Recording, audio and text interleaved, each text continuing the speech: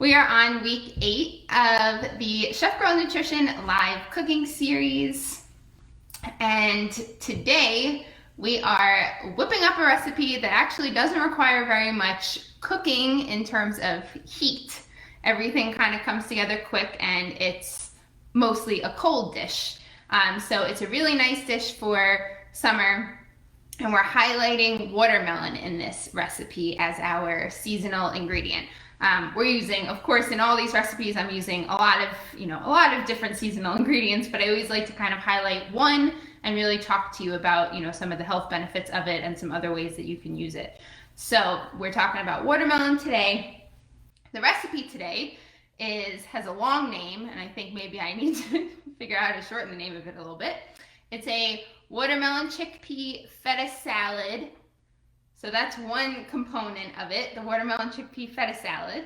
Then we're putting it in a pita with a kalamata olive tapenade. So we're making the salad, the watermelon salad, we're making a vinaigrette for the salad, and we're making the olive tapenade that's going to go spread in the pita.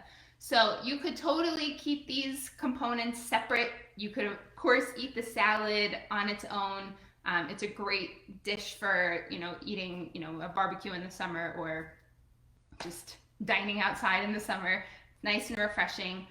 You've probably seen a lot of watermelon feta salads, and you've probably had them maybe. So that's why I wanted to kind of jazz this up a little bit and go a little bit out of the box and turn it into a pita sandwich. And by adding the chickpeas into the salad, we're adding in some protein. So we're turning it into, more of an actual meal by adding some protein in there. And then tossing it into a pita with the olive tapenade that has some good healthy fats to also make it a little bit more satisfying. So it really does become, a pretty good, it's great for lunch, even dinner, or like I said, you can have the components kind of separate, have the salad as a side dish, whatever you want to do. So you're kind of getting a few recipes in one go here, so it's fun. Okay, so we are going to start with the olive tapenade. We're going to just make that and set it aside. So we're doing this in the food processor.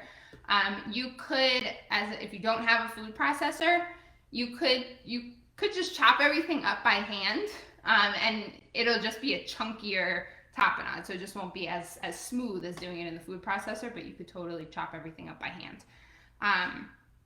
The key here, and I'm using kalamata olives, so those are like Greek olives. You could use any kind of Mediterranean olives. You could even make a black olive tapenade if black olives are your jam. So I'm using kalamata olives. You want a cup of olives, and the most important point is that they are pitted. So that means there is no pit in the olives. Unlike the cherries, where I gave you a kind of trick to pit the cherries easily, there's not really a good way to get the pits out of the olives because the pits are so much bigger. So you really do want to get pitted olives, otherwise you're going to have a real headache on your hands when you're trying to get the pits out of them.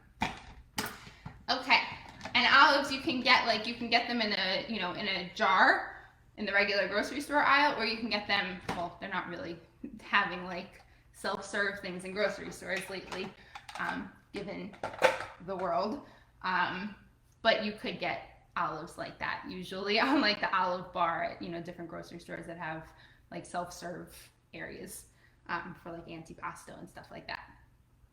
Okay, so we want 1 cup of pitted kalamata olives. Everything for the tapenade goes right into the food processor. I need that measuring cup again. Just rinsing it out. Okay, and then we're adding in 2 cloves of garlic, a 1/4 cup of fresh parsley leaves. Parsley is pretty, the stems are pretty soft, and so you don't have to worry too much about like getting the stems off. If you get some stems in there, they'll blend up pretty easily. Okay. And then, so in the tapenade, we're using the juice of half of a lemon, and then we're using the other half of a lemon in the vinaigrette for the salad. But we also want the zest to put on top of the watermelon salad as like a garnish. So we want to make sure we get the zest off of the lemon before we cut it in half to get the juice out. So I'm going to take a break from the tapenade and just zest the lemon. So it might not be as clear in this recipe to do the zest first because everything's kind of broken up into, you know, doing the recipe for each component of the dish. So just make sure if you are making this at home, at, you know, now or at another time, zest the lemon before you do anything else. And the lemon just kind of, you know, it'll be a garnish to the salad, but it just helps to bring a really nice bright flavor to the salad.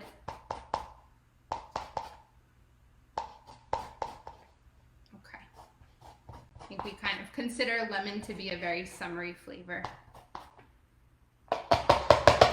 You could also use lime in this recipe, lime juice and lime zest. Lime goes really well with watermelon too. Oops. Zest off. Okay. All right, so now that I have the lemon zest, I'm just gonna set that aside. Cut my lemon. Okay, so we want just the juice of half of a lemon here. Again, everything right into the food processor.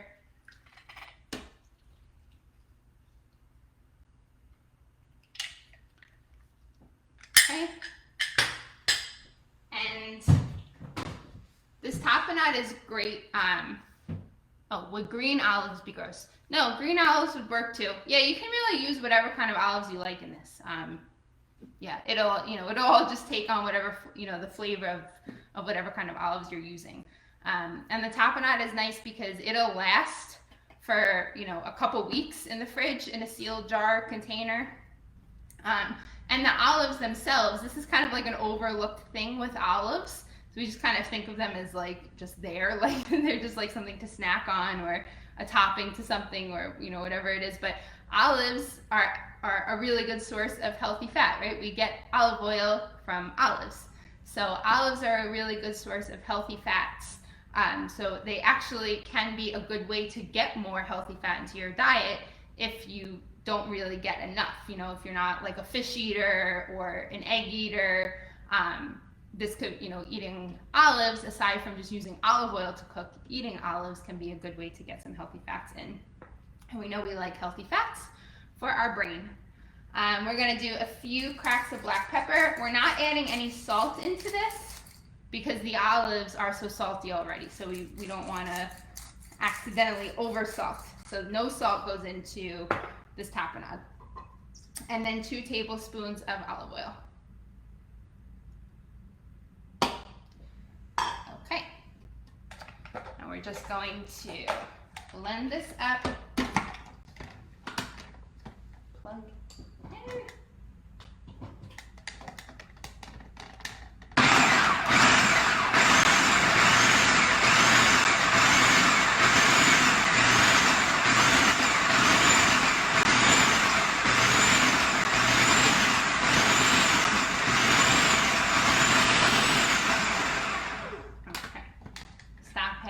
Through, scrape it down.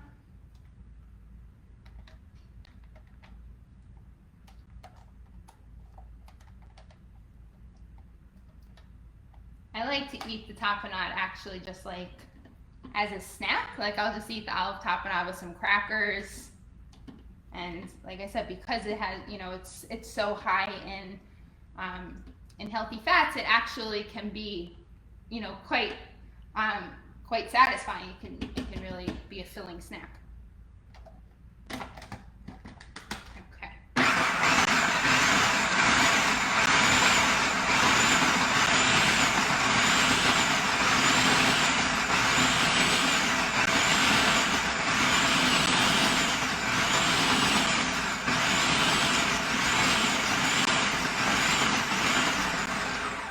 All right, this is done, so unplug the food processor. Okay. It's not the most attractive thing to look at, but I promise it tastes delicious. Okay. All right.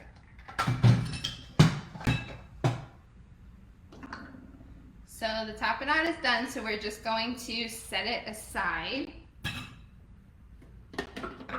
until we are ready to assemble our pitas. So I'm just setting it aside in a bowl here.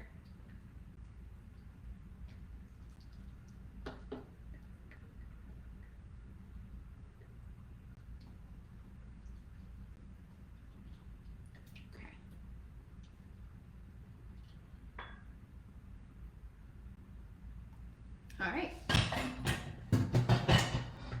so that's our tapenade. So that's done. And we use, I just wanted to mention too, I use parsley in this because I know I use a lot of fresh herbs, and it's kind of, you know, it's a nice thing to kind of know why we might use different herbs in different dishes.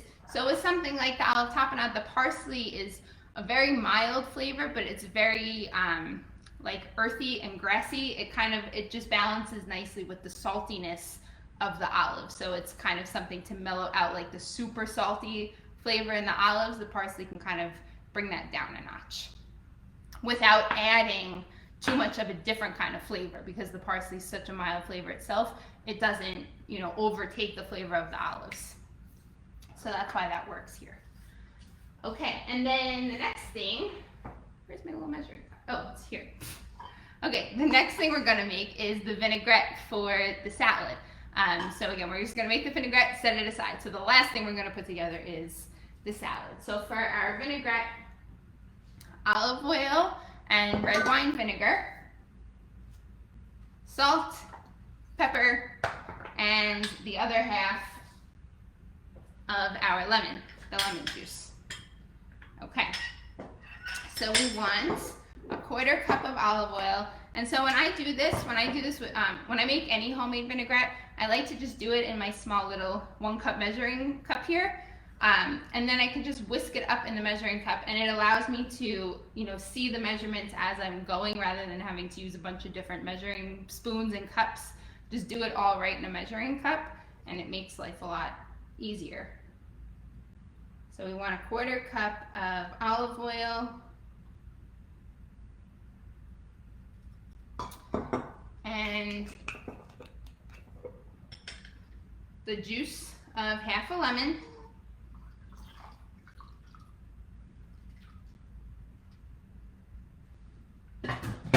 and 1 tablespoon of red wine vinegar. So I'm gonna get down at eye level here with it.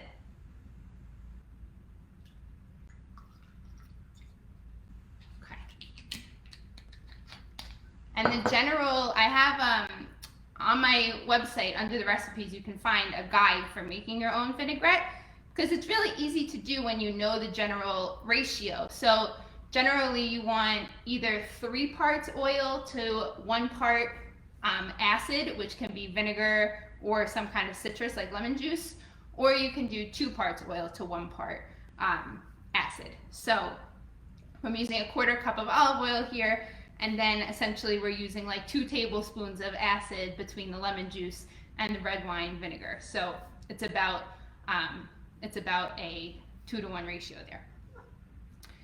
So salt, we need a 1/4 teaspoon of salt.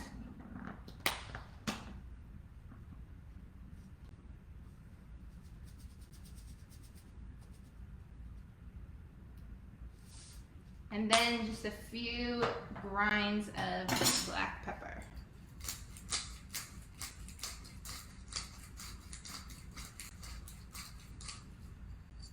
Okay, and then I just whisk that up with a fork.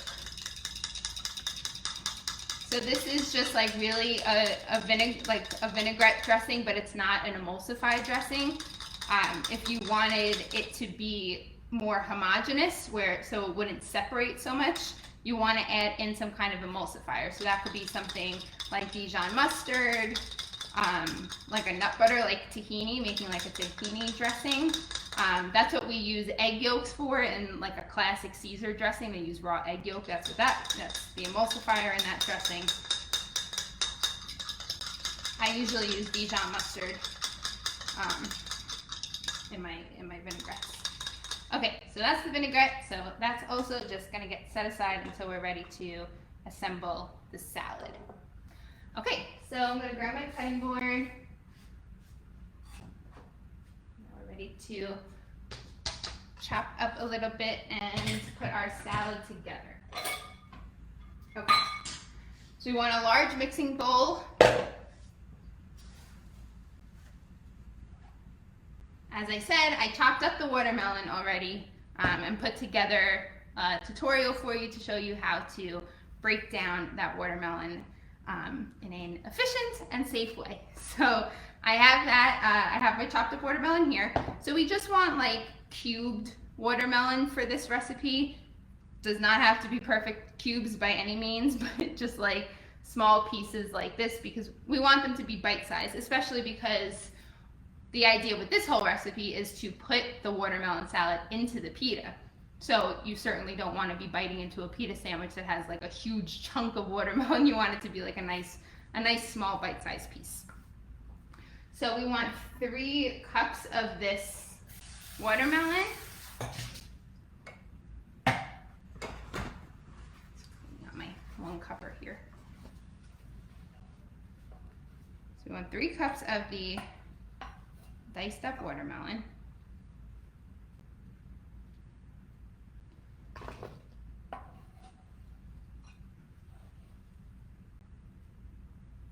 And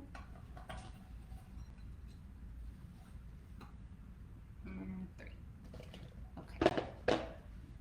So set the rest of the watermelon aside. And then we want a cup of chopped up cucumber. So cucumber is actually in season in summer also. So it's kind of hard to like highlight a dish around cucumber because it doesn't really, bring much flavor to the table itself. But it's a nice thing to add into other summer dishes because cucumbers just give a nice crunch and they're super refreshing, right? So it just works really well. Plus with like the whole kind of Greek Mediterranean vibe of this dish, right? Like a typical Greek salad, we would have tomato, cucumber, and feta cheese. So here we're doing watermelon, cucumber, and feta cheese. So I'll show you how I cut up the cucumber here. So I want the cucumber to be in quarters. So I just will cut it across one way and then cut it again. Whoops. Okay. Well, it kind of broke down there, but now they're in quarters. So now we can just slice across. You really just want to try to get the cucumber to be, around the same size as the pieces of watermelon. So if you have, some that are bigger, just cut them down. Again, it does not have to be perfect, so.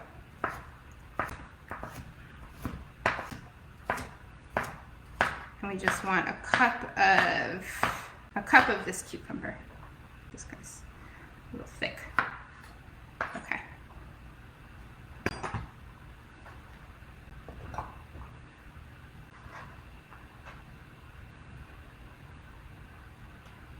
That's a cup. Okay. Alrighty. And then our chickpeas. So what I did with the chickpeas is it's just one 15-ounce can of chickpeas that drained and rinsed out of the can. Drain them into a colander, rinse them well. You want to see the water run clear whenever you're rinsing beans. And then I just laid them on a baking sheet, on a clean dish towel, just to like dry them out a little bit so that I'm not adding wet chickpeas into the salad and then that moisture gets in there. So it's just a way to dry them out a little bit before adding them into the salad.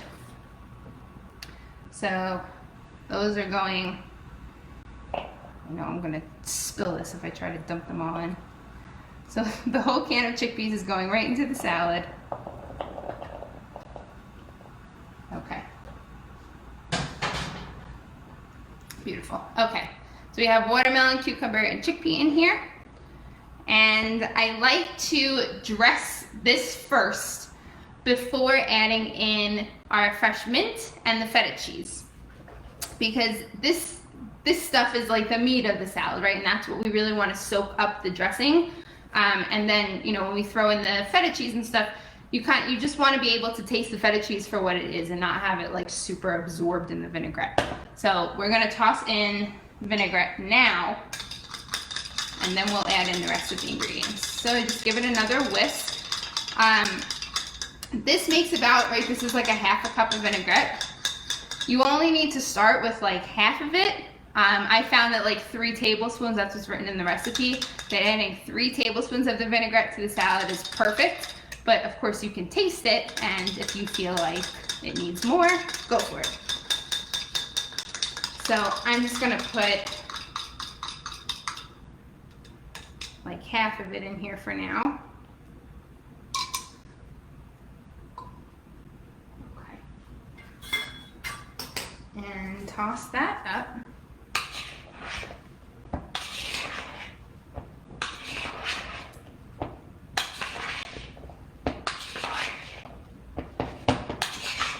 And you also don't need, you know, you just in general don't need too much vinaigrette in the salad. Because again, you don't want the vinaigrette to like take over the flavor. It's just enough to dress it so that it has some flavor. Especially with the chickpeas in there, because chickpeas really kind of take on the flavor of whatever is added to them. They don't really, you know, they're very blah on their own. But they have a very impressive amount of protein in them for as a plant-based source of protein. So they're a good addition in here, and you typically find them in, you know, often in Mediterranean dishes. So they work really well in this. Okay, and our next ingredient is fresh mint. So you could also use fresh basil in this. That would also be super good.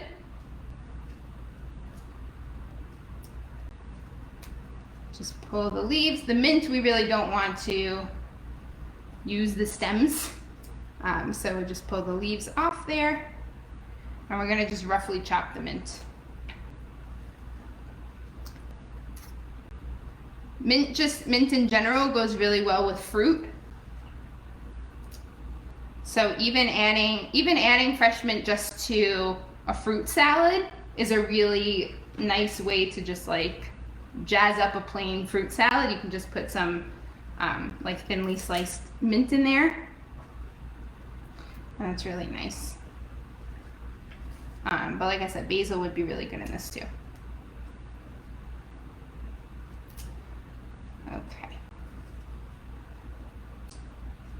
So the watermelon, our star ingredient in this recipe, as you know, probably watermelon has a very high water content, right? So it's actually like over 90% of, it's like over 90% water, the watermelon. So it actually can help you get your water intake in for the day. It can be hard to get our water in for the day, and it tends to go, you know, unnoticed that you can get your water partly from the food that you eat. So even cucumber also, this is a very hydrating salad. Cucumber and watermelon both are very high in water content. So you can actually get some of your water in during the day from the food that you eat. It doesn't have to be like you have to guzzle down, you know, cups of water if you're not a big water drinker. So that's a cool benefit of watermelon.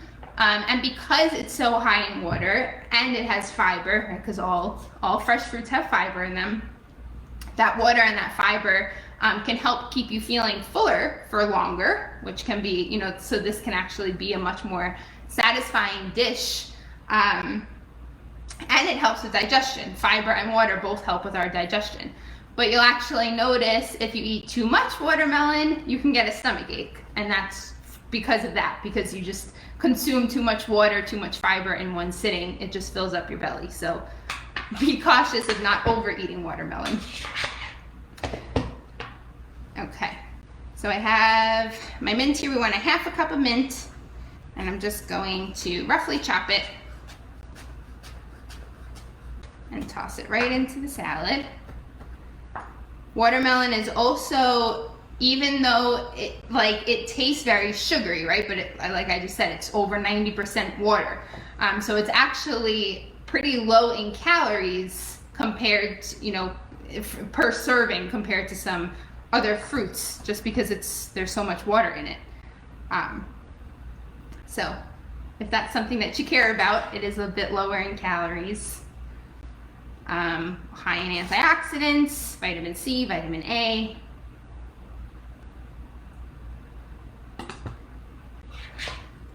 Okay, so mint is in. You just toss that around. Mint is a pretty soft herb too, so like I've talked about with basil before, we don't want to overwork it. So just a nice rough chop, toss it in salad, just give it a quick toss. Okay, and then our feta cheese, which is in the fridge.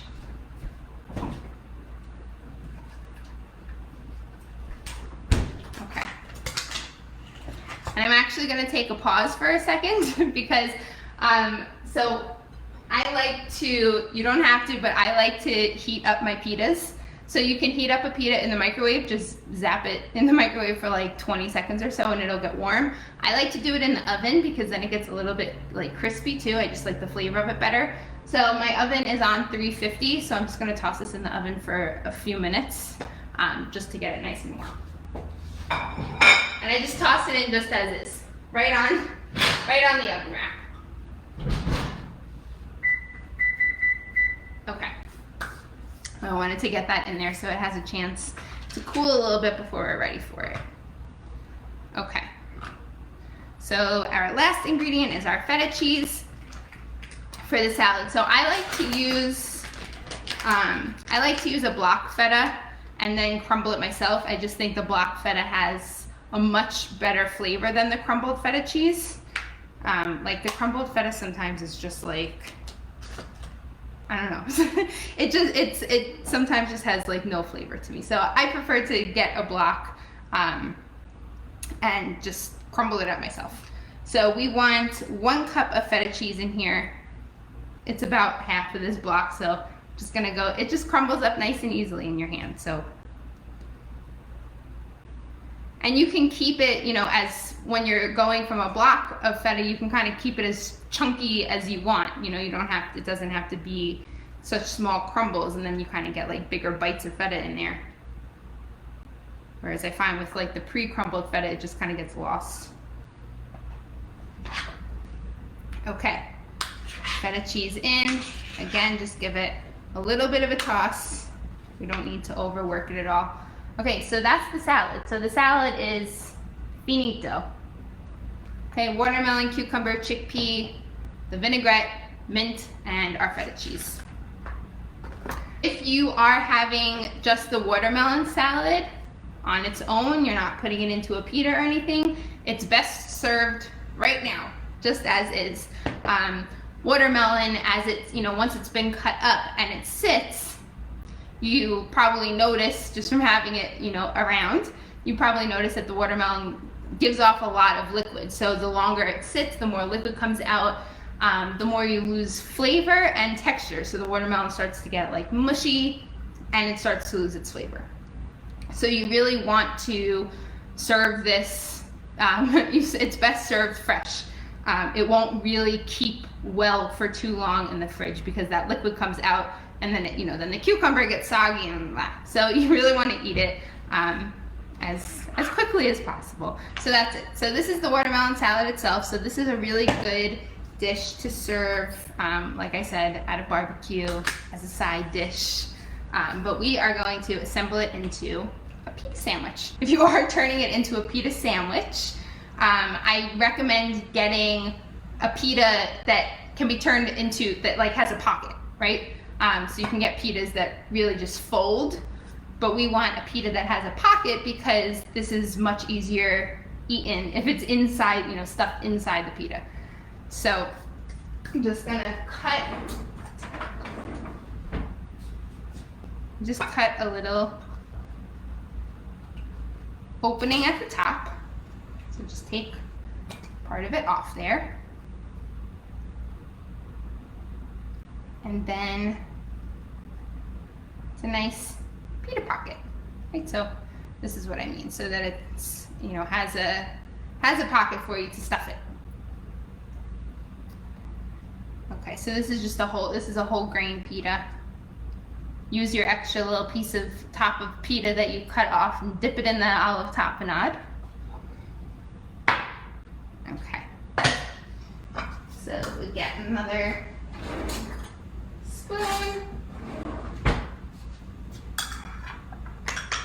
So we want to put about like 1 to 2 tablespoons of the tapenade into the pita. So we'll spread that on first.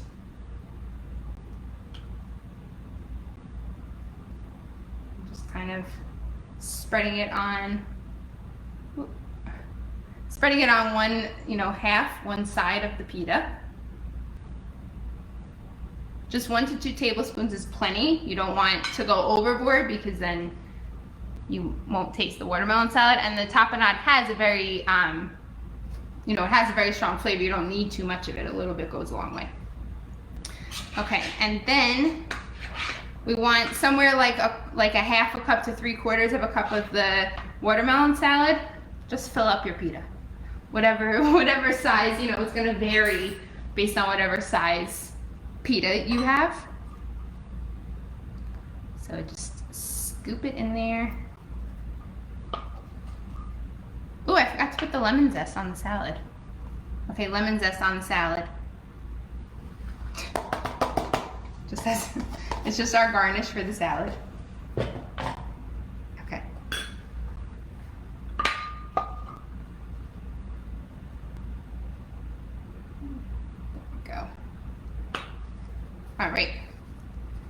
So that is our pita sandwich.